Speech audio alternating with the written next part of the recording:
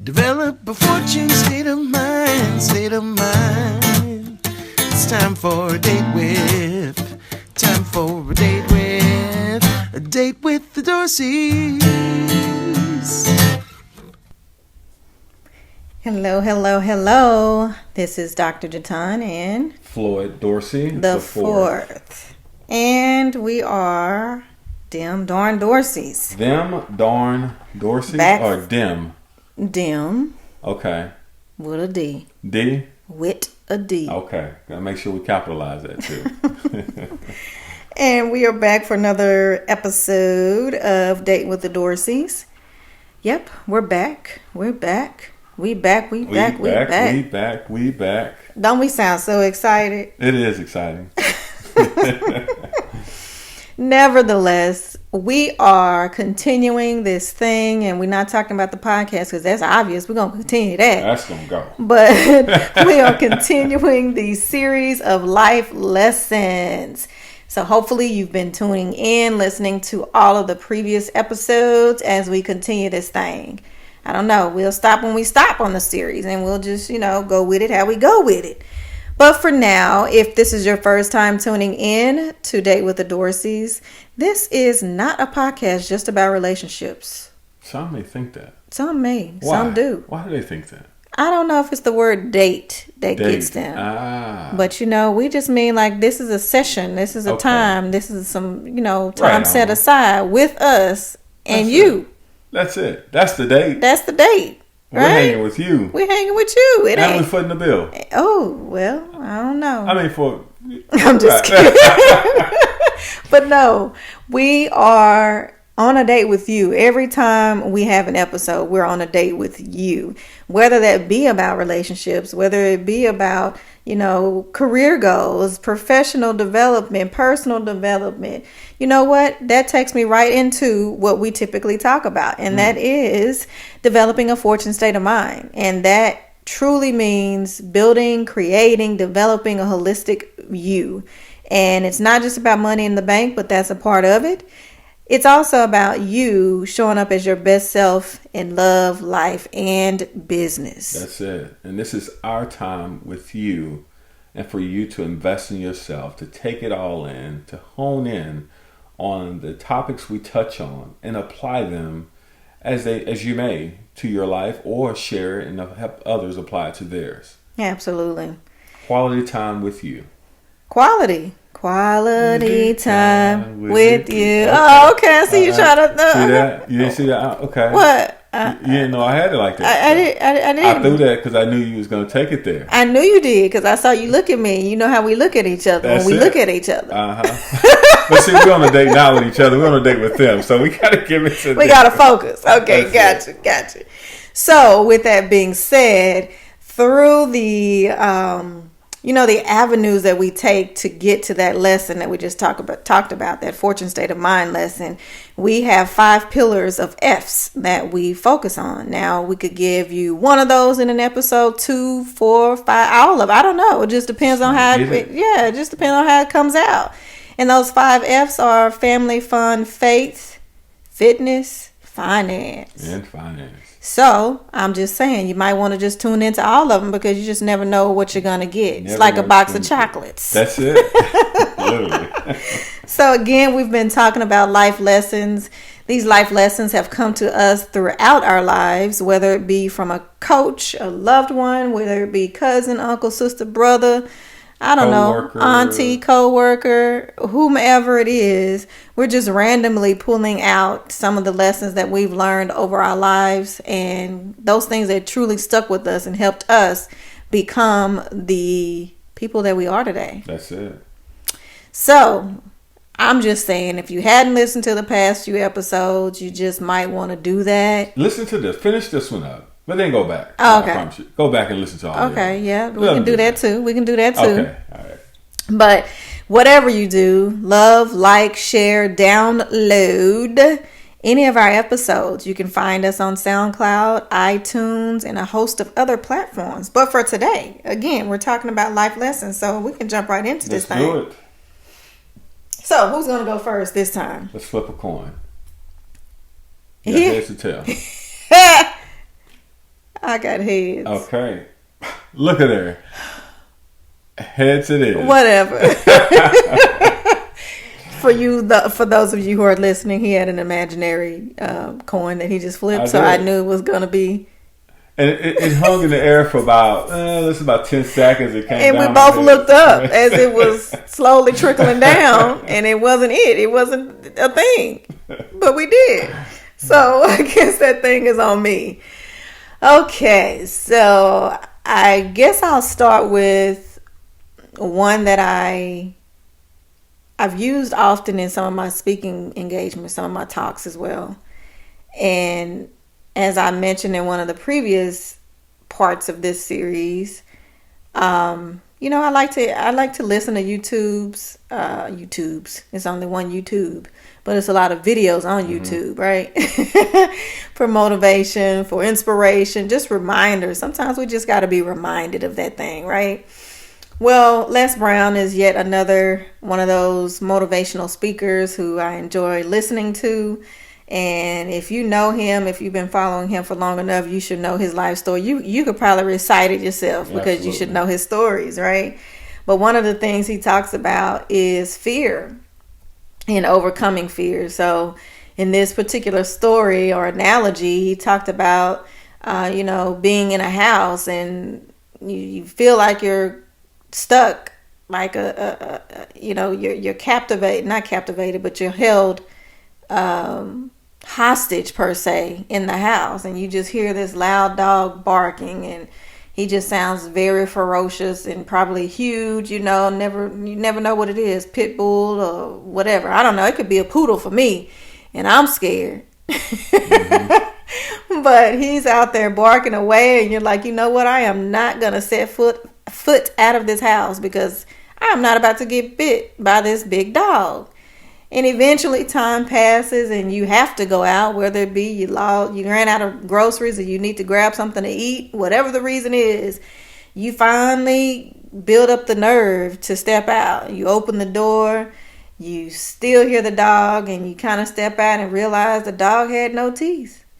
And so all this time you were afraid, thinking that this ferocious dog was just going to devour you as soon as you step foot outside. However, lo and behold, he had no teeth to even do that.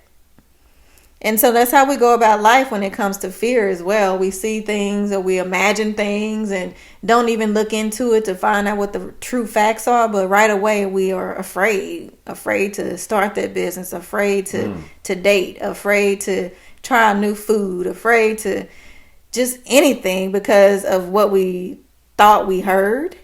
Afraid to build relationships because of what we heard from other people about that person, instead of us going and figuring it out, finding it out for ourselves. That's it. I think with that, fear is a great tool, right? It helps you determine danger, right?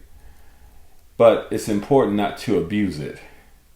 And in instances that there is truly no danger, like taking a leap in your career or doing the steps or doing the things that it takes you to grow, to step out or start a business, right? Those are things that we overutilize the fear component.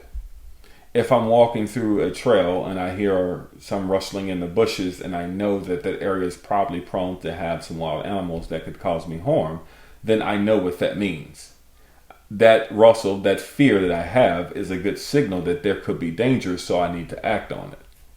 However, if I'm in a room and I need to make connections and network with people and I feel some fear, well, that fear is probably just my own mindset that's precluding me from really taking that strong step forward that's going to enable me to grow in my profession or grow in my network. So it's with good intention. It's important that I understand what is this fear really about? What is it? Is this a dog with no teeth? Or is there truly danger that's there on the other side of it? And I think if we really approach that fear in that way, to your point, we can really take the right steps to overcome those obstacles or that obstacle. Yeah, you make some good points there. Fear can also be that thing that not only deters you, but it gives you that like that motivation, that thing that says, ooh, when you say it hurts so good kind of situation, it's like, I'm so scared, but this is, I don't know if I forgot what we were watching at one point. We were talking about being nervous and really switching your mindset to say that it was excitement rather than being nervous. That's it. So that it gives you that boost. And I kind of connect that to the thought of fear. It's triggering some of the same responses and emotions. So why not use it or interpret it in that way that it's beneficial as opposed to paralyzing you or sending you to a state to retreat. Use that as excitement. And some do it, especially in sports. You find some that are in fear, so they actually run a little bit faster, or they go a little bit harder, or they put more effort and energy into it, and they're able to make they're surprising themselves, right? They're truly amazed and surprised. Yeah. I think it was a saying or something I read or heard people speak on, or maybe I saw a video, but it was a child that was trapped under a car, and a small woman, in fear of that child losing their life, were able to muster up out of fear some supernatural strength to get the car up so that the child could be saved and be removed on it. So it's just the different things that it could really trigger. Again, that's why I say it's a benefit, it's a tool. Make sure you understand it and use it accordingly. That's cool. So we'll turn it to nerve-sighted. You're nervous, but you're excited. But yeah, I think that's a good thing to consider, just in general, when we go about life, to overcome the fear, or do that, as we've mentioned in many episodes before, that mindset shift and how you're looking at that thing that may appear to be fear. That's it. Okay. So well stated. What you got? So the one I have is, one of the ones that I have is, the way you do one thing is the way you do everything. And this has been stated. I'm sure you all have heard it. It's been said. But the way you truly do one thing is, it's a sense of character. It's a sense of your being. And that will carry over into everything that you do. Taking me back to when I was a child, and we all have been there. But I was told to clean up my room. Just something that basic and something that simple. And my dad has always been a big proponent of whatever you do. I don't care what it is that you're doing. You're going to give it 110%, period. Right? So for me, cleaning up my room, I'm like, I'll just kind of shove some stuff under the bed, push this on the floor in the closet. I just kind of just do enough to make it seem like I put forth the effort. Made it seem like I gave 110%. But all in all, I just want to get it done so I can go outside. That type of character, those characteristics in my house was met with some firm discipline, so that it started to really shift me at an early age that, no, if you're going to do it, you're going to do it right. And then those type of behaviors or that characteristics from my character as a whole really transferred over into the classrooms, where I was really pushing myself to give that same level of energy. Didn't carry it over to my professional. It carried over to almost every aspect, I would say every aspect of my life. That anything I did, I wanted to make sure that I had my name on it. And my name is really giving Floyd's very best in everything that he does. Because I know if I cut corners over here and got away with it, then I'm going to go somewhere else and cut corners, and thinking that I will still continue to be able to get away with it. If I'm not able to get away with it, I'm going to question the system. Wondering, well, why y'all won't let it? Is something wrong with you all? Because this is what I do, and I was able to get by at this point in my life by doing this. Is something wrong with you? And not looking internal and within to say, no, there are patterns or there are characteristics about myself that I need to address. Because if I look across my whole life, from professional to personal to relationships to my hobbies, am I really truly finding that there's a common theme or common thread or common feedback or things that I'm hearing across all these different aspects of my life that's giving me that feedback? So truly, taking that into consideration, you would be able to understand or assess to say that, wow, I'm falling short over here, and I'm hearing these people say this about me. In this other area of my life, I'm falling short over here, and I'm hearing these people say this about me. What's the common denominator in this?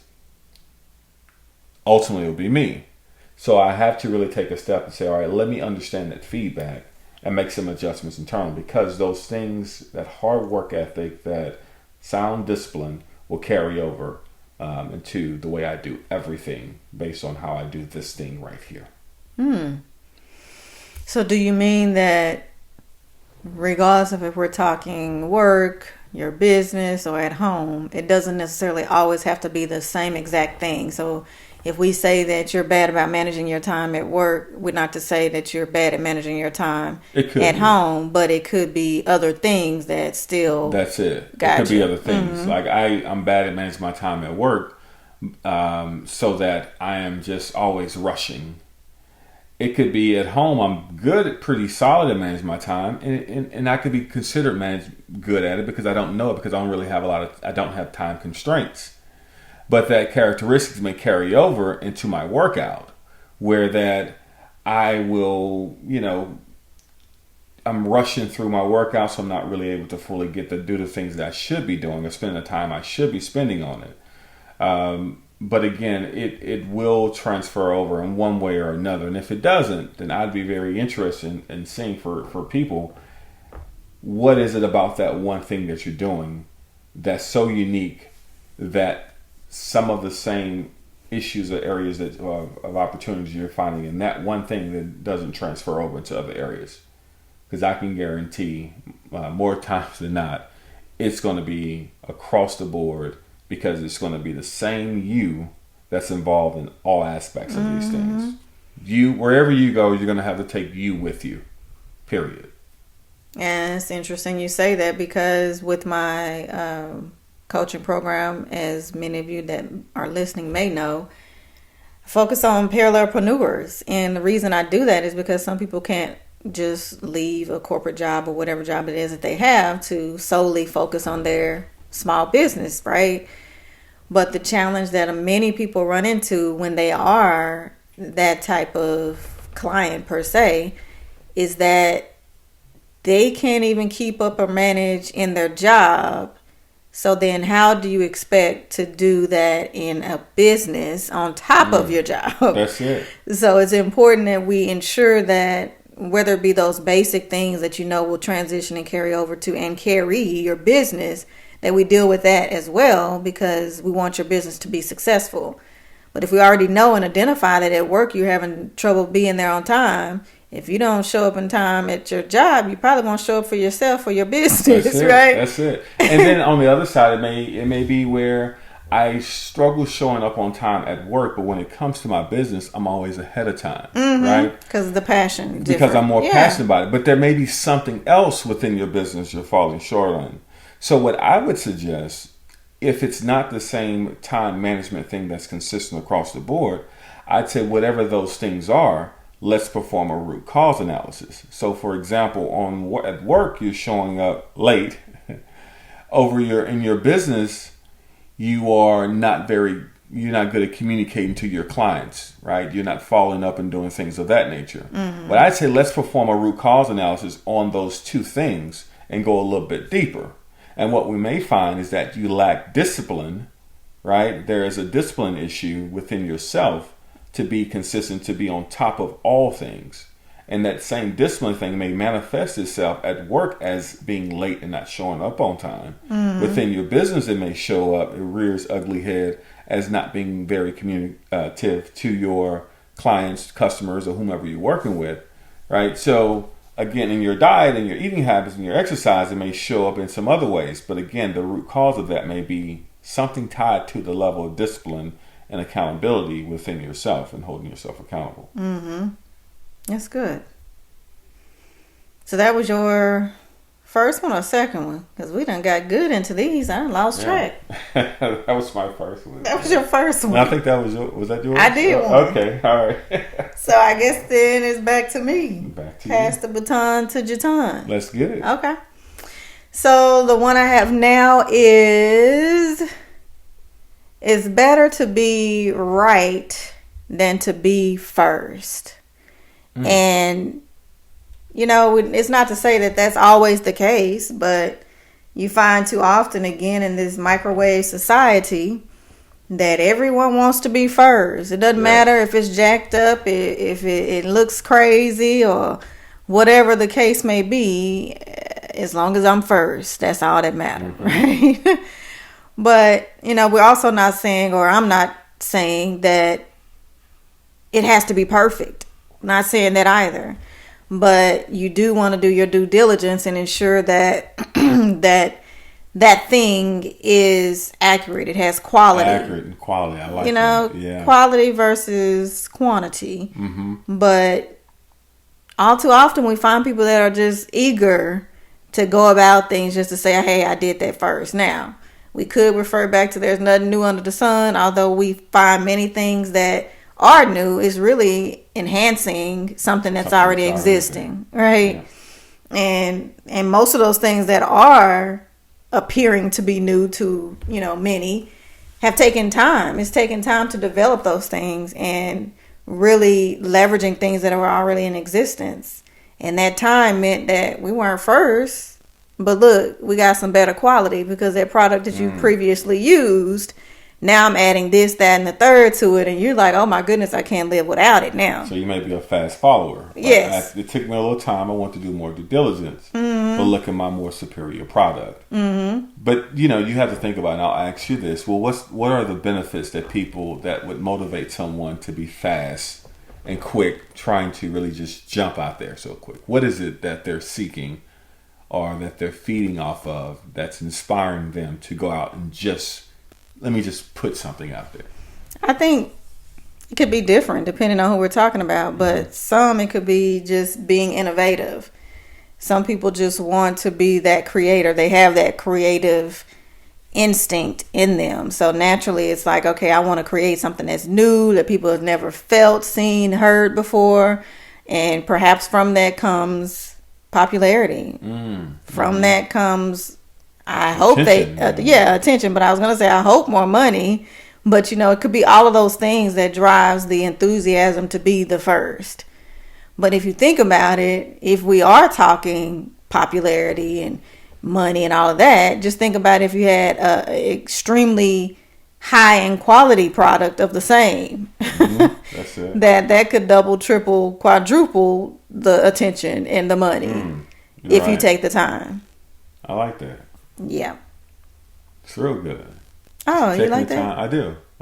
I know you do, because that just made me think of how we always identify that I'm a quick start myself. Mm-hmm. And that you do a lot of research and analysis. Not to say that I don't, but I usually have my approach that I do some research and I feel like I got enough to get started and I want to start this thing, because if I spend too much time researching, then, I might change my mind or I may not really know what I'm getting into, but I want to put my big toe in that thing first. She wants to change the flat of the car. I just want to jump in and go. And if it goes on flat, I'll change the flat while we're driving. I ain't changing no flats. For sure. Let's be clear on that at all. But it would literally be that. Like, look, I'll adjust and change the flat while I'm driving it. For me, I'm saying, all right, let me understand how this vehicle works. Are the tires tied on pretty tight? Okay, cool. Now, I won't get too lost in analysis paralysis, but just enough to know that it can function and it's going to perform as it's designed to do before I get out there on the road and have to make those, for me, unnecessary provisions for her. See how he had to clean that up. Yeah. But I think that's truly where our partnership lies, right? Recognizing that areas that, are just, I wouldn't say strengths or opportunities, but these are just our characteristics on who we are. And if we can uniquely combine those things and create the synergy, then it even makes us even stronger as a unit as we move forward with our products and services. As long as, while you're changing that tire, that the model of the car doesn't change. Like 10 years, 5 years, we want to make sure you change that tire before the whole car just changes, okay? And he had to use an analogy that just wouldn't make sense. Now, I wouldn't just change the flat while I'm driving. Now, I'm just saying. I don't know. Can we come up with a better? That's good. As good as I can do right now. As good as you can do. Okay. But I think largely for you it is, I have enough information to get started, so I want to get started. Mm-hmm. Right. for me is I want to see the big picture, and I want to make sure I have enough information to complete and finish. Yeah. And then we thought through. So balancing that out, we uniquely are able to say, all right, we have a strong amount to get started, and we have the spark. I think that's what she brings, the spark to get things going while I'm contemplating the sustainability and being able to close and finish. So again, that's our balance. For someone else it may be a little bit different, but again, I think it's important to really recognize those things and just know, to your point, I'll let you reemphasize, the point of this one was it's not always important to be first, but more important to be right. yes. And not to say, He's going to add some more. I was going to add some more. No, we'll transition. I'll take my last one for this session. And it is very simple. It has to be in you and not on you. This is something, again, maybe that many of you have heard before, but it really gets into the part of our unique selves. We're all unique. We're all gifted. We all have our own talents. How we develop, nourish those talents may differ. However, we are all given some unique skills, talents, and things of that nature. Now, with that being said, there is no way that I can just pick up and do what you do, how you do it, because there's something uniquely in you that may not necessarily be uniquely in me. So for me to take what I'm doing and thrive and do well, someone else can come through behind me and maybe model their behaviors. They can replicate or duplicate some of the things that I'm doing. However, they will fall short because what's in me is in me, and it's going to drive me to do something different that you may not have never seen before. Right? So even with some of the content or the coaching, I know we give a lot of content in here with our sessions, and we love to do that. But someone else can easily take this and do the very same thing as we could follow someone else's path. But I would say, take it, do whatever it is that you're going to do with it. However, for us, we have something in us that is just not something we're picking up and doing because it's on us, right? It's not something that's external that we're just want to wear or look or have a facade. This is something truly that's embedded deep within us, and we're just expressing it outwardly. Hello, somebody. Right? So it's not it's not the outward that you're seeing, it's the inner that's coming out that you're experiencing. So I want to be clear. So it truly, whatever it is that you're doing, you're uniquely you.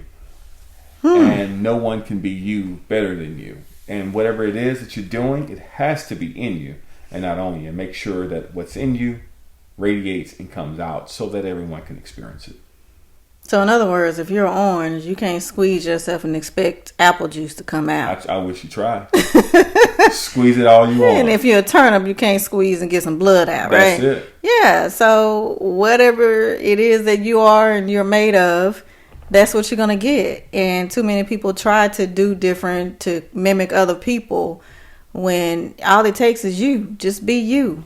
That's it. And another thing I thought about when you were saying that is how some people get so worried about being imitated, whether it be from a product, service, post, or whatever it is.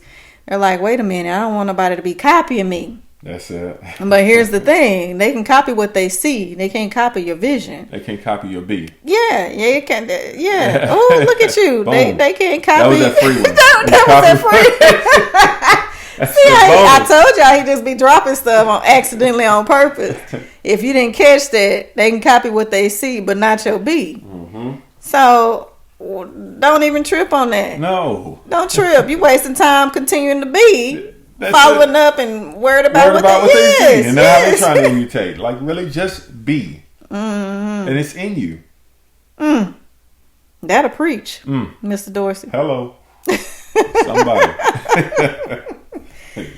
So, again, this has been our life lessons series. We have continued. Today, we talked about some hot topics. I mean, that's what we do every time. But today, we talked about, what did we talk about? Mine was Better to be right than to be first. And what was my other one? I don't even remember now. Uh-oh. The dog with no teeth. That's it. Dog with no teeth. My two were the way you do one thing is the way you do everything. And it truly has to be in you and not on you. Mm-hmm. Yep. So, I mean, we dropping these nuggets like... Take it. Yeah, Use like it. we dropping nuggets like McDonald's. Like we grilling them up for you.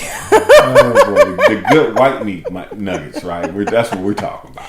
Not that cheap meat. Not the cheap meat. Okay. So, guys, if this is your first time joining us, I hope you caught us in the beginning. If you did, make sure you rewind and catch this episode from the beginning to the end so you can find out exactly what we're about, what our podcast focuses on. Because if you thought you were coming to listen to everything, relationships, meaning your spouse and yourself, we got so much more for you. So you just got a whole bunch of presents added to your wish list. Put it on there. Use it. Unpack it. Share it. Absolutely. So yeah, make sure you like, love, share, and download on any of our platforms that we're posted on, which will be iTunes, SoundCloud, and a few others. So follow us as well on Instagram and Facebook at Dem Darn Dorseys. That's DEM Darn Dorseys. Email us. Yes, email us if you have a topic idea, if you have some testimonials, any of that good stuff. We'd love to hear from you. Email us at support@fortuneenterprise.com. That's IVTUNE enterprise.com. And with that being said, close out, Queen. Let's see. When Let's you say that, I'll be close out, Queen. Oh. Let's do it. Oh, Close out, Queen. Oh. Let's do it. It's time to close go. out, Queen. Let's go. do See, I was about to start freestyling, but he made me laugh. Boy. So I'm going to stop because y'all are going to want to hire me for things other than speaking if I start dropping rhymes. We don't want that. We're too busy. We're too busy for that. We can't add nothing else to the plate. That'll be coming maybe 2025. Oh, yeah. I can see us in the studio right now waiting for that day. Anyway, people, I know you've had enough of us for this episode. So until next time, we will see you next time. Bye. Bye for now. Develop a fortune state of mind. It's time for a date with. A date with the Dorseys.